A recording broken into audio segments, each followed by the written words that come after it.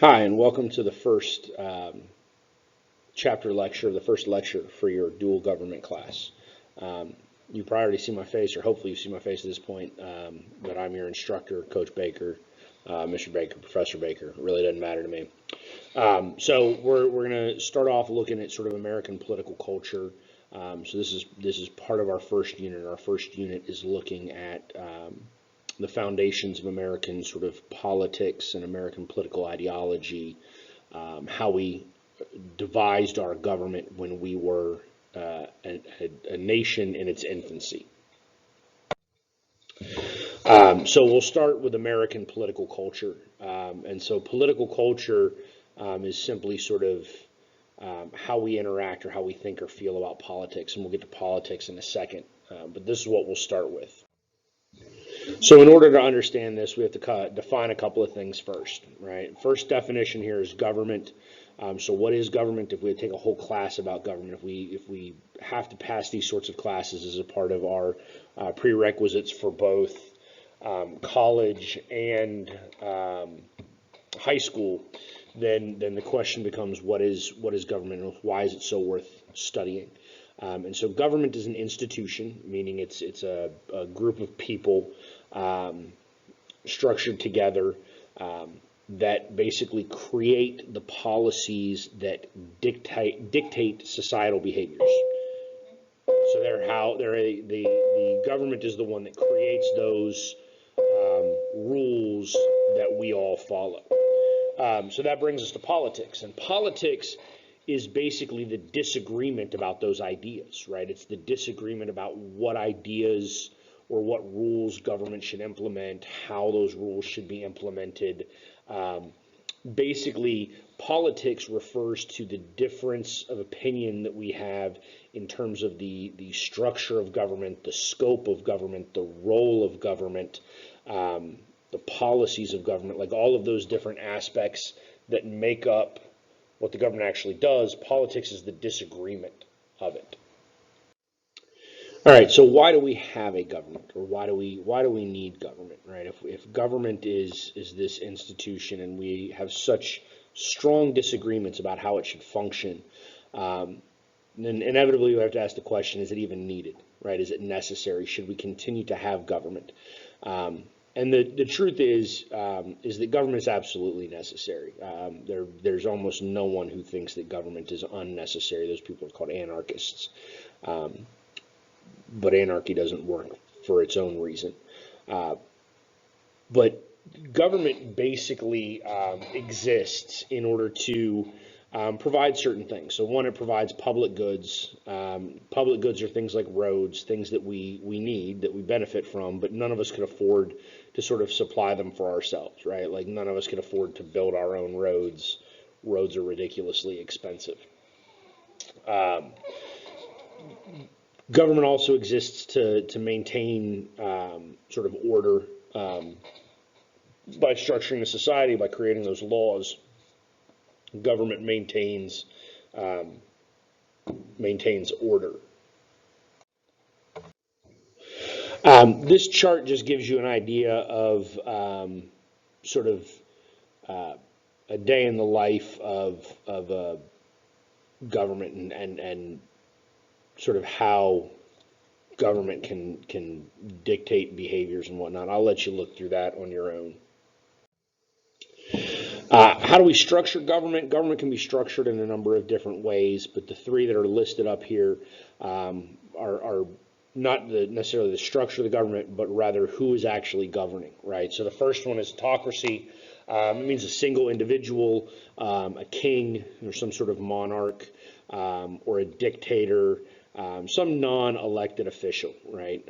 The autocracy would be your dictator type or monarchy type or Vatican City, which is a theocracy, would be a good example, right? Like the Pope is ultimately in charge.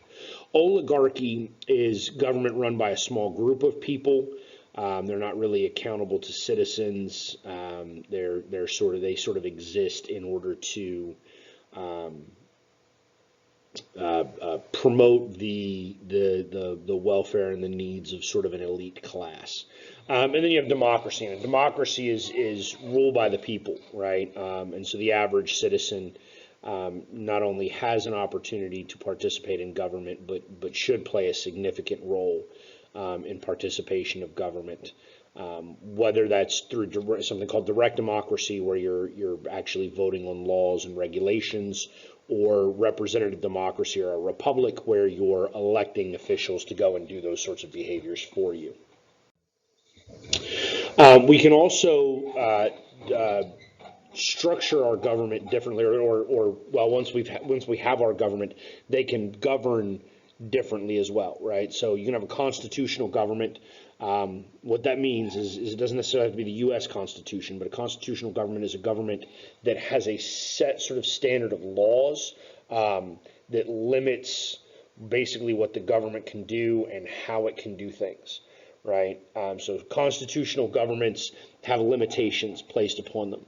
Authoritarian governments don't have any limits to their authority, but sometimes can still be constrained by some other institutions, whether that be like religious or the military or something like that. Totalitarian governments, on the other hand, basically take the military and try to eliminate any other institutions, whether that be religion or some sort of wealthy industry. And so in a totalitarian government, authority is not only unlimited, right? Like one entity wields all the authority, but it's unchecked as well. And this is just a chart that goes over what we just talked about. So you're welcome to pause this and look at it if you'd like. So limiting government, this is a key sort of component to American government, to how we structured ours as we founded this country. And one of the reasons behind it, or one of the key forces behind the idea of limited government, is the rise of what's called the bourgeoisie, or and I don't speak French, so I hope I pronounced that correctly. But it's basically a French concept for the rise of the middle class, right? So the middle class, or the creation of a middle class, which happens after the Renaissance, the creation of the middle class brings about some changes in terms of how governments operate. We get out of sort of the feudal system in Europe. We create a middle class, we create a merchant class, we begin to trade, and we have economic growth and development. And so we're going to want some freedom in order to further those developments. And so there's a sort of emphasis placed on individual liberty, right? Freedom of speech, assembly, all of those things that are down there, right? We're going to limit now what the government can do, because those limitations are actually beneficial to the creation of the middle class, the creation of wealth, and the advancement of society. Political participation. So basically what happens is, as the middle class begins to rise, we see expansion in political participation, right? And so this happens throughout Europe, but in the United States, when you look at access to government and how the political or how participation is done, the middle class creates a significant part of that. They begin to mobilize, and they're actually trying to interact with government in terms of getting government to do things that are politically advantageous to them, or to their interests, or to their industry, or whatever it is. Right. So as political participation spreads, that sort of leads to the rise in politics, where we begin to get these disagreements, these conflicts between sort of what government should do, how it should do it, how we should structure the government, and whatnot. And so with that, we also see sort of the creation of the concept of political power, right? Or how individuals seek to influence government's leaders and organization, and all of those things that we talked about that we had conflict with, right? Like different groups that feel different ways, then they're going to go and try to influence government and utilize some sort of power that they have to get government to be responsive to their needs. right? So this brings us into democracies because that's government by the people, and the people are beginning to participate. And so what I talked about a minute ago when we touched on democracy real briefly, we actually have what's called representative democracy. That's what we have in the United States. We're a republic. The government is actually made up of representatives, and those representatives are chosen by the people. And those representatives are the one who make the actual decisions. They're the decision-making entity within government. Then direct democracy or sort of true democracy is where the citizens are voting. They're all voting on everything, right? All laws, all policies, everything. As you get political parties, or no, excuse me, not political parties, but as we get into politics, right? And once people start having these ideas and there are these conflicts, those people that feel similarly are going to group themselves together, and groups become an inevitability in our political process. We actually have something called interest groups, and interest groups are organizations that operate, and we'll talk about them in far more detail in another unit, in another chapter. But interest groups are basically an entity that organize in order to promote their sort of interest, their ideals, their ideology, something that's beneficial for their industry or their membership or whatever it is, right? They're trying to influence public opinion. They're trying to influence governmental policy. They're trying to get specific candidates elected in order to have those people actually enact the policies and whatnot that the interest group wants.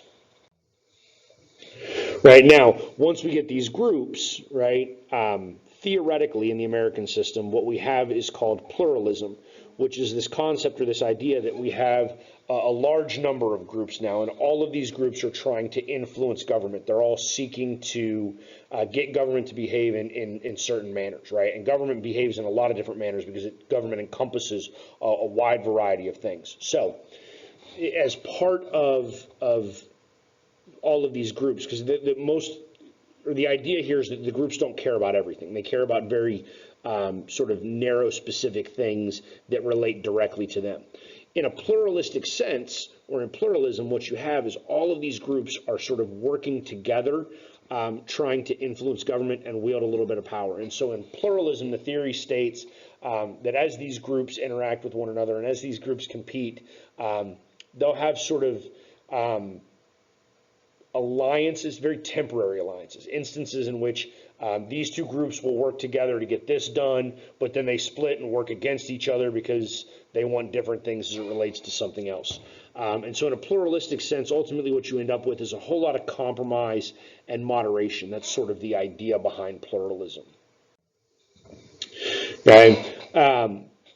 Direct action is sort of a step further.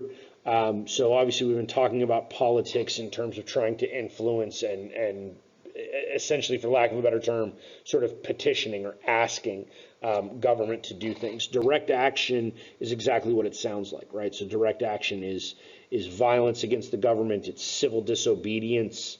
Civil disobedience simply means like intentionally breaking laws, right? So you probably learned in a U.S. history class about like lunch counter sit-ins in the civil rights movement, right? Like that's civil disobedience. That's nonviolent civil disobedience. You had black people that would go in, they would sit down at a lunch counter where they knew they wouldn't be served, and they would simply sit quietly, calmly, and then eventually arrested, right? And they would be arrested because they saw that the law was unjust, and so that's civil disobedience. Direct action can sometimes be revolutionary, sometimes it's not, but peaceful protest is something that's protected under the Constitution, right? That is absolutely a protected freedom that we have. Right, so citizenship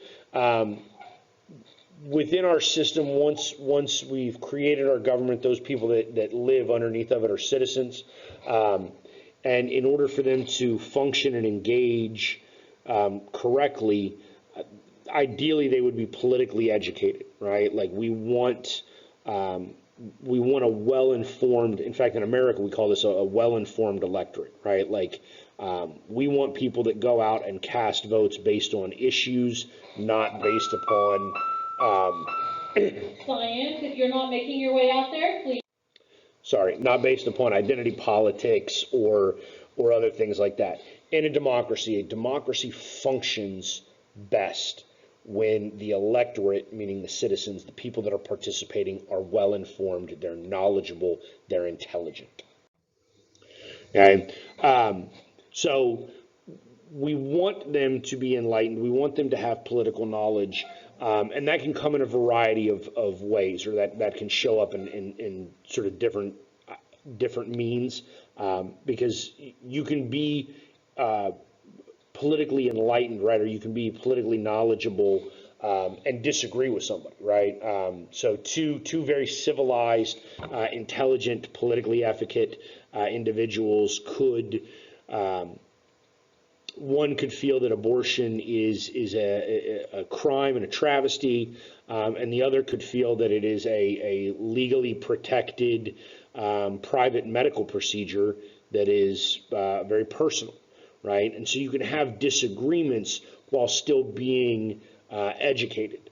Okay, so some of these education, some of the concepts then behind education are also understanding sort of how government functions, the structures behind it, how the institutions work with one another or relate to one another, how the institutions try to protect people's interests. So it's not just understanding an individual event, right? And that's part of the reason why this class becomes important, because you should understand government. Okay, digital citizenship. This is basically the idea. This is actually sort of a newer idea that's referring to how we interact digitally and how we acquire political knowledge digitally, which is actually probably detrimental. The way we acquire knowledge digitally isn't that great, right? We tend to read things on Facebook or Twitter or other social media sites that are not necessarily accurate. But we do tend to see people becoming more involved digitally because it's an easier means of participation. Right, when you look at Americans' political identity or political knowledge, excuse me, one of the things that we find is that Americans, as a general rule, don't have a whole lot of political knowledge. There's all kinds of videos and things where you can ask. They went to Georgetown University, which is basically in the D.C. area, a very political university, and they asked college students there to name any sitting senator, just one. Couldn't do it. Right, all kinds of students. There were kids that were political science majors, meaning they're trying to basically have my degrees, and they couldn't name a sitting senator. A lot of us lack some basic political knowledge, but there are some other aspects of political knowledge that we do have, right? And so it just depends on what individual concept within government you're referring to. Right, and so this just gives you a little breakdown of what people do and do not know. I think from 2016 or whatever year that was, but you can look at this on your own. Right, so this brings us to political efficacy. So efficacy is another one of these vocabulary terms. There's actually two different types of efficacy. There's internal and external efficacy. So internal efficacy is your ability to understand. External efficacy is your ability to influence. And so one of the things that we find is that over the course of time, our belief in terms of what we sort of feel that we understand has been relatively flat, but our efficacy overall has gone down because we feel that government is less responsive to our needs, and that's basically what those polls are showing you. Okay. So when you look at the United States, right, we've grown from a nation of under 4 million people when we were first founded to almost 330 million today. And so that vast difference actually influences our political culture, right? And so it's a little misleading when you hear people try to compare the United States to, say, Sweden or Denmark or other Scandinavian countries. So I think Norway, for instance, is generally used as sort of one of those ideal models of social democracy or socialistic democracy or democratic socialism or whatever it is that Bernie Sanders claims, right? Yet when you look at a nation like Norway, Norway has less than 10 million people in the entire country, right? It's a fraction of what the United States is, and it's not a country that was sort of grown based upon immigration. It's not a country of immigrants like the United States is, right? So we have a very, very broad sort of ethnic history in the United States, which helps influence our political ideologies and our political culture and all of that stuff. I'll let you look at this on your own. I'm not going to explain graphs to you. Right, so again, gives you a basic breakdown of our society and our culture.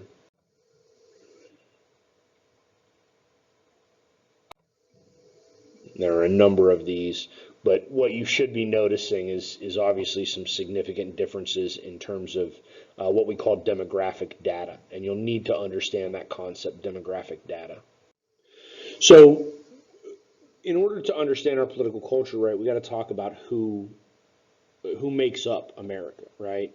And so, again, if you go back far enough, and this is not a history course, right? We're not really going to do history, but obviously predominantly English initially, and then we had some German immigrants and Irish immigrants, and then Italians and Greeks and other European nations, and the Chinese came over in the 19th century into California, and we've had Latin immigration, but it's still important to understand immigration and race and how it does pertain to government and how our government functions, right?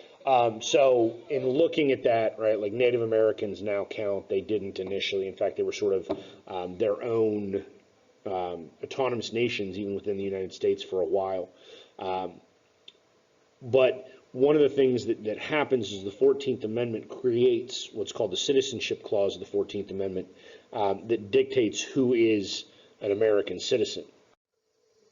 Right, so like I said, Native Americans now constitute U.S. citizens, although they do still have some sort of special authorities or there's some special treatment as it pertains to natives in the United States. Okay. Again, when you look historically, right, it was predominantly whites. We've seen issues of Chinese exclusion. We've seen issues of sort of racism against the Irish or issues with Catholicism. But for the most part, immigration policies historically were very biased against non-whites, non-Europeans. This is just a picture of immigrants being processed, I believe, in Ellis Island, which was the entry point on the East Coast in New York. Angel Island was the entry point on the West Coast in the Bay Area in San Francisco. Right, of our current population, once we get into the 25th century, we take a census every 10 years. We've actually done it this year. You might have listened to a radio ad or a TV ad talking about how important it was to go out and fill out the census information. So we'll get some new updated data. Basically, our data is 10 years old, which is fairly old in terms of data, and it's very speculative. But we have an idea of 62% of the population being white, those sorts of ethnic breakdowns. This just gives you an idea of country of origin for immigrants. Again, you can look at this on your own, and we'll talk about some of the political ideas, and it's important for you to understand in this class you're not necessarily going to believe or agree with every sort of protest or policy or idea that's presented. I'm not here to present them as being positive or negative, simply that immigration is a 21st century sort of conundrum. It's a question that we're trying to figure out. How do we handle immigration policy today? Especially when you see people fleeing from, a war-torn country like Syria, or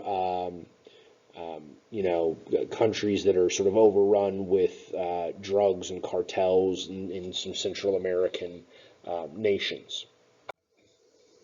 Right? Religion matters immensely. It's not wrong to say that we were founded as a sort of Judeo-Christian nation, that we were founded on Christian principles. No, we're not a Christian nation in the sense that we're not anywhere close to a theocracy. Our Constitution actually forbids that. But you do see some breakdown in terms of religion based on this. But what we see is that Protestantism is less prominent today than what it used to be. Again, as we've grown as a nation, we've continued to increase in our diversity. Right? That diversity is impactful on our American politics.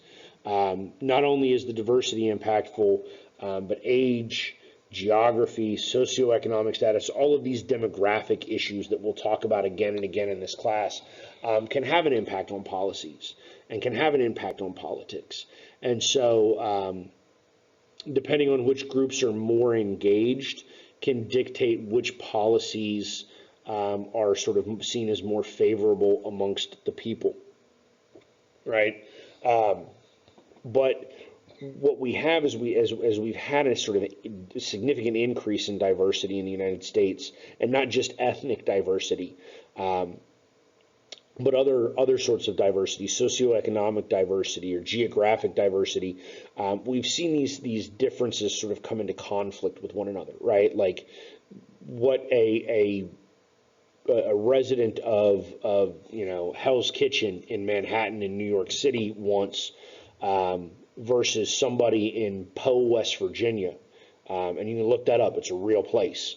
They're very, very different, right? What they need, what they desire, what they expect of their government. They're very different. They're very unique. And that diversity makes it difficult for American society or American politics to sort of function in a manner that keeps everybody happy, right? It's almost impossible to make everybody happy because the massive amount of diversity that we have, and the diversity of opinions and the diversity of desires, inevitably some people are going to be left out and some people are going to be unhappy.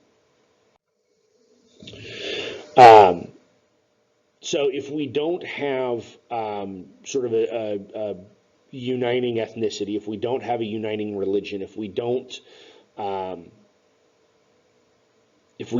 not ethnocentric in some manner, then the question becomes, what is American political culture and how do we create one? How do we have an idea that sort of we all buy into? And that political culture is our generally broadly shared beliefs. And so there are a couple of them that are really significant, right? And amongst those that are really significant are liberty, equality, and democracy, right? Liberty is simply a synonym for freedom. Equality is something that we'll actually talk about because it's sort of a loaded concept, right? Like we believe in equality, yet we don't really want equality at the same time. So we'll talk about what type of equality we believe in. And then democracy, the idea that we the people, that's the name of your textbook, we the people are the ones that ultimately should be in control. Right? So when you look at liberty, there's no part of our sort of culture that is more important or more significant than liberty. Liberty is the idea of freedom, right? It's a limitation on governmental control, right? We want the personal freedom to be able to live how we want to live, right? Like if I don't want to wake up until 9 a.m., I'm not waking up until 9 a.m. If I don't want to go to the Church of Christ and I'd rather go to the Catholic Church, I can do that. If I don't want to go to any church, I can do that. The government's not going to dictate to me what I can do or when I can do it or what type of job I have to have. And with that comes economic freedom, right? If I want to spend my money at McDonald's rather than Burger King, I have that freedom. I have that opportunity, right? I'm not limited in my choices. And that's really what freedom is, right? The less governmental control you have or the less governmental involvement you have in day-to-day life in society, the more individual freedom you have because the more choice you have. With that concept of limited government comes something called laissez-faire capitalism, which we'll talk about. It's basically the idea that the government is uninvolved in the economic system or the economic markets. In the event that so laissez-faire capitalism is the idea of a free market capitalistic system, meaning that the government is not involved, right? So if a business figures out a way to create a product, and they can market that product and sell that product to the people, and the people want that product, the government in a laissez-faire capitalistic system, the government has no interactions there, no involvement. So that brings us to the second aspect here. This is equality. And so equality is not the idea that we're all the same, right? It's not the idea that we all make the same amount of money, that we all live in the same house, drive the same car. Like, that's not what we're talking about when we talk about equality. The political principle behind equality is basically twofold, right? We believe in this concept called equality of opportunity, right? And so if I asked you, does every student in the United States have the opportunity to attend college? The answer is yes. They don't have the same access. It's not equitable. Some students have families that can afford to send them to college. Others have significant amounts of student loan debt if they choose to attend college. But the opportunity exists. And the theory behind that is that with equality of opportunity, the sort of the best, what Thomas Jefferson referred to as a meritocracy of talent, will rise to the top. And those students that are the best students will have the economic or the academic opportunities. They'll go to the best schools. But every single student, starting out when you enter kindergarten first, you have the same opportunity, right? You could bust your butt and get straight A's all your life and take AP classes and do all those different things, right? Or you could choose not to, right? But the opportunity is there, okay? And really what that means, again, is sort of the opportunity to reach a finish line, for lack of a better term.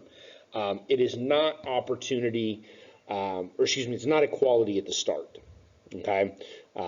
There's no way to sort of create that equality at the start, and so that's not part of our principles. But then we also believe in the concept of the idea of political equality, and political equality is the basic concept that every person's got the same opportunity politically, right? One man, one vote, or one person, one vote. My vote for president of the United States counts just as much as your vote. That's the basic idea behind that. I'll let you look through this on your own, but just looking at sort of some public opinions, and we have a whole unit on public opinion we'll deal with more later. So this is a part of our concept of equality, right? You might have heard of this, the Fight for 15. This is the movement that began probably 4 or 5 years ago now, that is looking to increase the minimum wage in the United States from $7.25 an hour, that's the federal minimum wage, to $15 an hour. There are some states, some cities that have raised their minimum wage to $15 an hour, but the national government has not.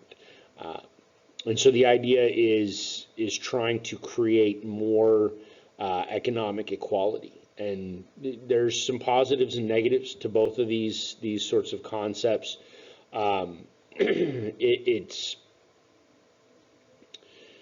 if there were an easy answer to these sorts of political questions and political debates, we would simply have enacted that solution and moved on in life. But this is simply one of those sorts of movements that we've seen, that at its heart is about equality within American society. Right, and then finally, the last little ideal there was democracy, right? And so again, democracy is the idea that sort of the people are in charge. We get to pick our rulers. We get to pick our government. We have some say over what the government does. You might not believe that. You might not. There might be a belief that we don't have a say in what the government does. However, if we didn't have a say in what the government did, we wouldn't have democracy, right? Because if our elected officials are engaged in a behavior that we don't like, we do have some recourse. We can vote them out of office the next time they're up for re-election, right? And so with that, that means that the political authority ultimately rests with the people, right? It's the idea of popular sovereignty. Sovereignty is power. Popular means that it's the people. The people wield the power because we're the ones choosing the elected officials, and the elected officials are making choices for us. All right, so that's the concept of popular sovereignty. We also, within democracy, because democracy is the people are the ones that are ruling, then it's ultimately a concept we call majority rule. But within our government, within our democracy, we believe in a concept called majority rule with minority rights. That's a way to prevent something called tyranny of the majority, in which the majority of the people sort of tyrannize some sort of minority. The best example that I can sort of give you of that concept is if you look at sort of the post-Civil War South in the United States, we had Jim Crow laws in which it was majority rule. The white people were in charge. They ran the government, and they actually prevented minority rights. And so over the course of time, the federal government, the national government, has actually stepped in and rectified those issues. Okay, so what do Americans think about government? And this is sort of an abstract concept. When you look at how we think about government, how we think about our government, we tend to think of ourselves as being a little bit more conservative. We tend to practice a little bit more liberally. It's one of those concepts. Psychologists can get into it in a lot of depth, but sort of how we perceive reality versus how it actually exists. So when you look at government in general, right, we like to think of ourselves as being a more conservative nation. However, over the course of time, we've continued to act. I don't even know where I was. Okay. The next point on there is that we think the government has too much power. We've had that feeling for a while. Yet, while we generally feel that the government has too much power in a broad sense, when you actually break it down to like individual concepts, it's always, well, you got to get rid of something else, right? Or the government has too much power, but they have to do this job, and then you go to the next one. Well, they have to do that too, and they have to do that too. And so, conceptually, the idea is very different than sort of practically. Trust in government is sort of an all-time low. Our trust in government. Basically in the late 60s, early 70s, the Watergate affair, Vietnam, led to a drastic sort of decrease in American sort of confidence in its government. That bounced back somewhat after 9/11. There's generally sort of the rallying nature behind something like that. However, it's very, very low again today, and it's not even necessarily party specific, right? It's just general across the board decreased trust in the government. Trust in the government, however, is very important, right? It's a significant concept. Without trust in the government, it can be more difficult for government to function properly, right? If we don't trust our government, the government might have difficulties attracting workers. The public could refuse to pay taxes, or the public could refuse to abide by governmental regulations. So ultimately, if we didn't trust our government, government would sort of cease to be able to function. It wouldn't exist in a manner that would be operable anymore, right? Both economic and national security would go out the window, okay? Because if you had a government with an absolute sort of mistrust, economics falls because you don't trust the money in your back pocket. because you have no faith in your government. And national security falls because nobody would be willing to sort of put on a uniform and fight for the country because they don't trust the government and the government's policies and procedures. And this is just showing you that sort of steep decrease or decline in government trust and where that exists today. And then when you look at these next couple of slides are really your participation or who participates, some statistical breakdowns, again, along these demographic lines. And so I'm going to sort of flip through these. I'm not really going to talk about them, but you're welcome to pause this and sort of look at them and see what you find interesting or fascinating or engaging about them. All right, so the first one is age, basic breakdown.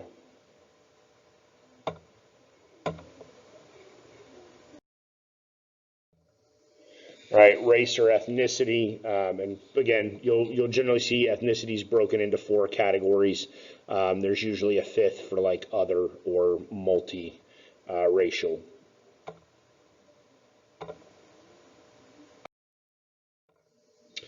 Education level, so this is the highest obtained education level of participants.